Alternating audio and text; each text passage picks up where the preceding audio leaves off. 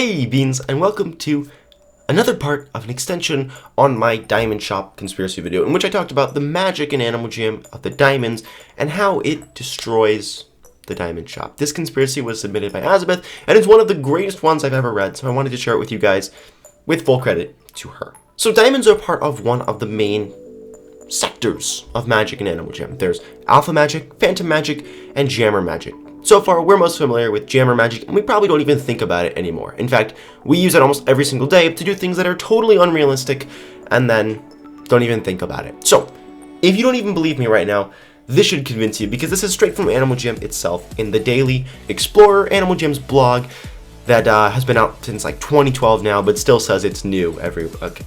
So, in the Daily Explorer, when Heartstones were first announced, as Animal Jam changed from the old lore to the new lore and announced the addition of Heartstones into the storyline of Animal Jam, they said that every single Heartstone contains the essence of that species and the secrets of its magic. And this gives the main thesis of like this entire conspiracy, which is that all magic in Animal Jam comes from stones, gems, and diamonds and stuff like that.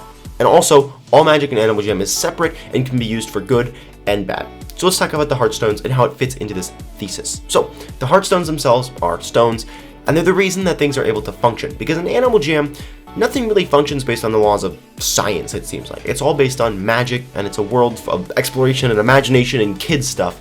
So I don't think they want to talk about like evolution and things like that. They just want to have like a simple storyline that they can present to you, and they do this through the concept of magic. And the Heartstones are the beginning of this magic. The first part of this magic is something you've probably never thought about before, which is the ability of every animal to look different, but not just from a bunny and a tiger's perspective, from a tiger to another tiger's perspective. I mean, in real life, you can't change your pattern or change your colors like that. I mean, on Animal Jam, it's just kind of like a given of the game. You don't even really think about it. You're just like, oh, I want a black tiger today. But obviously, in real life, you can't just change your fur color. I mean, if I wanted to be blonde right now, I couldn't do that, could I? And this is the magic of the Heartstones, because the animals exist through these Heartstones, which are magic, and therefore the animals can change their own looks and put on items that they would never wear in real life because they are magical. Another thing a lot of us have probably never thought about, which is the fact that elephants can communicate with Arctic wolves, and polar bears can talk with toucans. Stuff like that. That would never happen.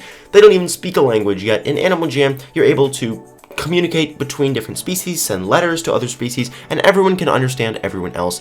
This again is part of this magic from the Heartstone, and even though we all have separate Heartstones, it seems as though every Heartstone is connected in some way, because it gives every single animal the ability to communicate with every single other animal and understand and talk to other animals, which wouldn't be happening in a forest. And the third type of magic that we get is the fact that we can't die. This is a very special Heartstone power, and I don't know if it even applies to the Alphas, who are the guardians of the Heartstones, but we'll find out in the lore soon enough. So, we can't die. That's kind of a generally known fact. In the adventures, if you have all three of your hearts taken away by phantoms, it just says the phantoms have put you into a deep sleep.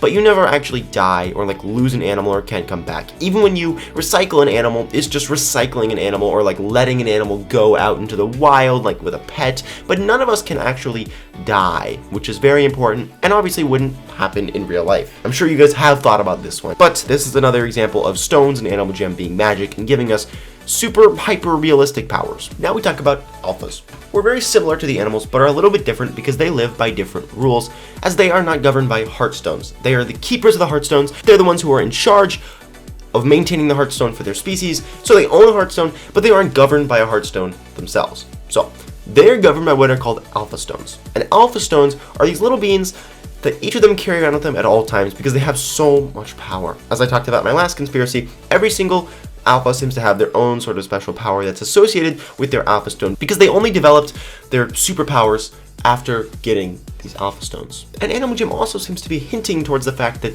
all of these Alpha Stones have like a gigantic power hidden in them. For example, we learn later that Greely, in Greely's Inferno and stuff, actually has the power to explode volcanoes, and it seems that the reason that the phantoms want to capture him is because he's gotten this power. And the only reason that he has this power and the other wolves don't is because of the only power he has that other wolves don't, which is the Alpha Stone. So it seems as though Alpha Stones are so powerful that they can actually explode volcanoes. So this is obviously pretty magic. Alpha Stones are defined as containing the magic of their species by the Daily Explorer. This is stating that the same magic the Jammers possess is also possessed by the Alphas. We can see this because the Alphas look unique and different from the animal that they portray ever so slightly, and they can communicate with any other species just like the regular animals, and they too have the inability to die.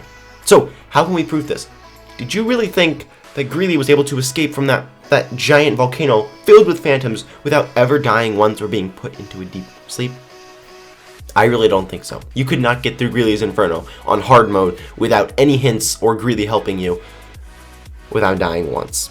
Furthermore, Animal Jam made it seem like Zeus was dead, but then he wasn't actually dead, which implies that Zeus actually can't die. Even when he's captured by phantoms, they can't kill him. And also, each Alpha seems to be in charge of an element of some sort, and this Alpha Stone gives them the power over that element. Let's talk about Cosmo, who's able to take boom seeds and staffs and turn them into these magical plant weapons and use them to fight the phantoms. Let's talk about Liza, who used to drive the Blue Heron, which is a ship you got on when you first joined Animal Jam, which has a steering wheel on it and goes down this twisty river. Liza never touches the thing once, which implies that she actually has control over the water and therefore could move the boat. And in the Phantom Fortress, the new 3D adventure, I think it's the newest one right now, Sir Gilbert is actually able to pull up a shield of fire. So it seems that each Alpha has sort of dominion over their own element, and they can use it to kind of manipulate the world around them to fight the phantoms. And maybe this is why Greely could control the volcano. Maybe Greely is Earth, although it seems more likely that he would be Shadow, but then again he could blow up a volcano with his Alpha Stone.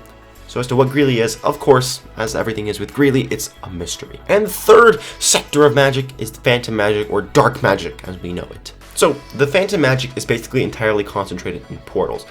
Phantoms work in numbers. That is the phantom's power. The phantoms live through portals, numbers, and just creating more and more of themselves, not through having gigantic powers. Their use of the magic is just to transport as many of them as they can into Jamaa. Just keep them coming, keep as many numbers as possible, and that's why they don't need these special alphas or leaders or anything like that. They just send in as many as possible. So therefore, all of their magic is concentrated in portals. I mean, there are some other things like them having electricity and levitating, but those are just minor things that they use to fight and that give them an advantage in having numbers. But their magical abilities are like those of Jammers, part of who they were rather than forms of magic that they can cast. Okay, so in a conspiracy video I did a while ago, I stated that the portals... So in a conspiracy video I did a little bit ago, I stated that portals in Animal Jam were really just phantom portals that were converted into den portals and converted for our own use. Well, this actually does make sense because it's backed up by the adventures. There's one adventure where phantom portals have to be activated or transformed by the alphas in order for them to become Jamaa portals. So in the Phantom Portal, we actually see this happening. Near the end of the adventure, the player actually has to collect 3 green stones, or gems, or crystals, and bring them to Liza. She then places them one by one into the portal, and once all 3 are in, the Phantom becomes a Jamaa portal, and the adventure is complete. This is an actual representation that shows the source of all magic in Jamaa, which is, again, stones, gems, and crystals. Alpha Stones, Heart Stones, Portal Stones, everything is tracked down. In reality, everything at its most basic point is just some kind of stone. So where do all these stones come from? I'm going to go with the tunnel in Mount Shavir is where we get all these crazy stones that give us all this power and apparently give the Phantoms some power too. And this is another reason why the Phantoms probably really want Mount Shavir.